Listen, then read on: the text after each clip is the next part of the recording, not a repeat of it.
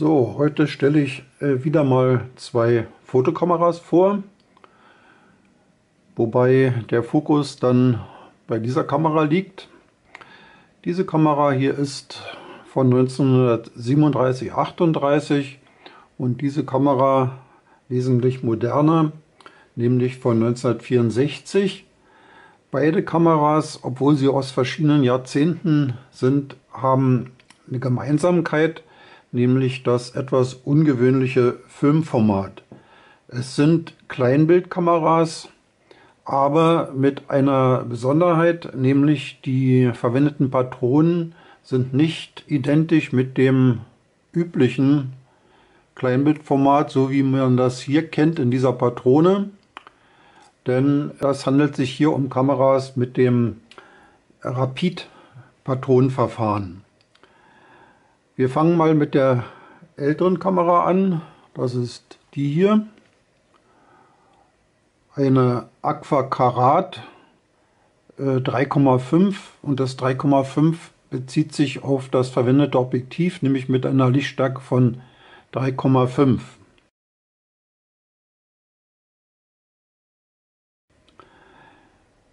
Die Kamera kam 1937/38 auf den Markt und war eben damals aufgrund des verwendeten Filmformats schon eine gewisse Besonderheit.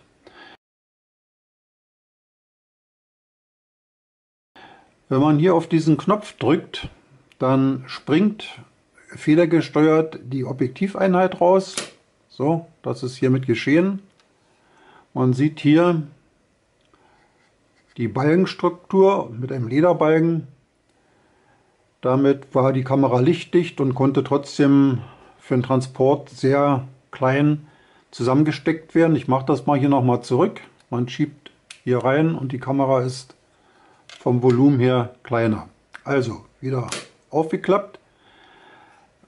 Ich komme jetzt hier mal zum eigentlichen Filmformat und öffne die Kamera mal hier. Es liegt jetzt hier ein Rapid-Film drin.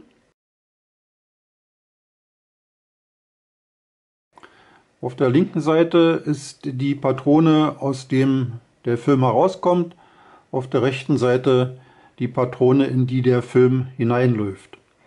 Anders als bei Kleinbildkameras der üblichen Form wird hier nicht der Film mit einem Dorn aufgewickelt, sondern beim Aufziehen, ich kann das ja mal hier machen, löse mal aus, so, und ziehe jetzt, oh, das kann man natürlich jetzt nur machen, wenn der Film drin ist. Ich bin jetzt hier selber in meine eigene Falle gelaufen, weil sich sonst das hier rausschiebt. Der Film wird nämlich nur hier an diesen Stellen transportiert, nicht hier drin.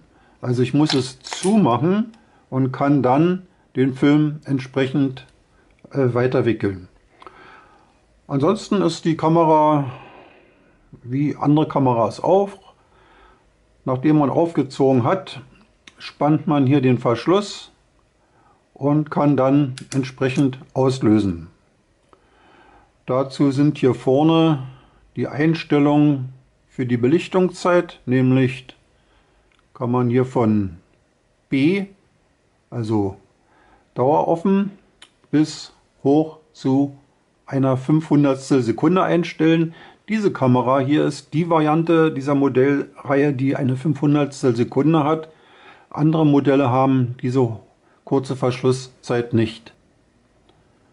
So, wenn ich jetzt also eine Zeitaufnahme machen will, kann ich entscheiden, ob ich das so mache, dass nur solange der Auslöser gedrückt ist, der Verschluss offen bleibt, oder aber ich kann raufdrücken und dann mit der Sperre hier den Verschluss offen lassen. Ich mache das jetzt mal.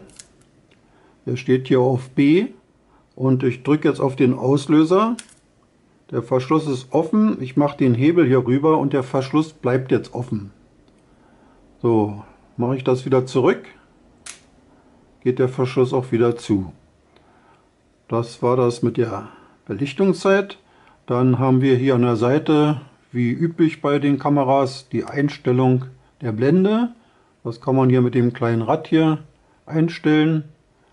Und auch die Entfernung, drehe ich mal so rum, kann man jetzt hier oben von, ich Ich gehe mal zur Nahentfernung von ungefähr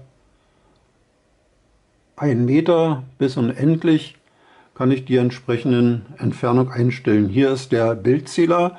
Bei diesen Filmen hat man 12 Aufnahmen.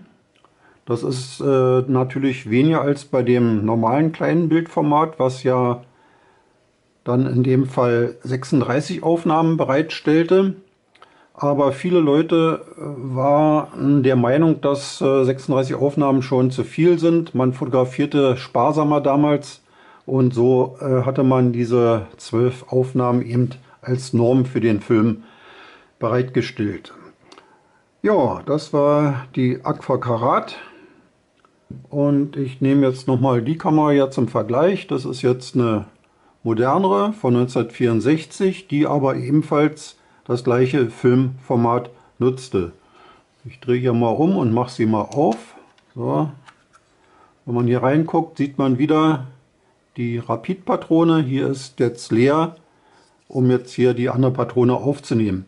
Hier war es so, dass der Film von der Seite nach da rüber wanderte. Wenn man hier aufzog, sieht man jetzt vielleicht auch an dem Drehrad, ich mache das mal, dann dreht es sich entsprechend in diese Richtung und der Film wurde hier rüber gefahren. Ein weiterer Vorteil dieses Rapid-Formats war eben auch, dass man den Film nicht mehr zurückspulen musste, sondern wenn die Bilder fotografiert waren, nahm man die Patrone heraus und gab sie zur Entwicklung. Man brauchte nicht zurückspulen. Also schon mal eine gewisse Komfortsteigerung. Sonst ist zu dieser Kamera nicht viel zu sagen. Es war hier in dem Fall die ISO Rapid IF ein einfaches Modell. Man konnte hier lediglich wählen zwischen 2 Belichtungsstufen und zwischen 2 oder 3, besser gesagt 3 Blenden, die man einstellen konnte. Hier oben ist das Zählwerk und man konnte hier noch den Reflektor für die Blitzbirne hochfahren. Wenn man Blitzaufnahmen machen wollte, brauchte man es nicht mehr, fuhr man das wieder rein. Ja, das war die kurze Vorstellung der beiden kleinbildähnlichen Kameras für das ISO Rapid Verfahren. Ich hoffe, war mal ganz interessant, hier diese alte Technik sehen zu können.